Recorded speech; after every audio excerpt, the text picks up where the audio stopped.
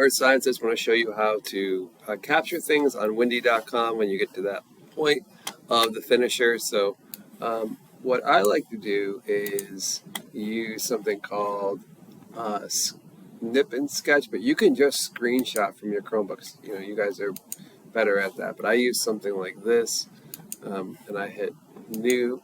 So like one of the things said to, I'm actually going to get off that for a second, because one of the things I'm supposed to do is to find a low pressure center. So low pressure centers, I'm usually looking for warm air spinning counterclockwise. So here's my temperature thing down here. Show you down the bottom here. So I can see that as I go from like dark blue towards the green to the yellow to the pink, it's getting warmer. So I know this is warm here, and that this is warmer. This is like pretty cold because of the dark blue. So I see a low pressure center here, a little one. I see a couple of giant things going on. I don't even know what this thing is. Huge, huge low pressure center over here. But I can stick with something like this if I want to.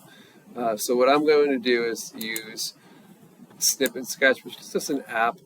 So I think with that, it should be on your Chromebook or something similar. Like every device has something like this. And what I'm doing is I'm grabbing this thing here, and now it's telling me, what do you want to do with it? So I'm going to copy it, and then I'm going to go over to my little slideshow here, paste it, done. And then I can go on to the next one. Now if you screenshot it, you can do the same thing. It's just, this is a little more precise, I think, anyway. I don't know. As long as I can see that you guys found a low pressure center, it's a little bit different than some of the ones your friends found, then I'll be happy when I go to look at it. High pressure center, same thing as a high pressure. It's going to be spinning clockwise and out, usually cold air. So I see one up here in Ontario. So I'm going to go to that same thing. I think it's already open. Here it is. And I hit new, and it says, all right, well, what do you want to capture? The high pressure center, of course. This little beauty.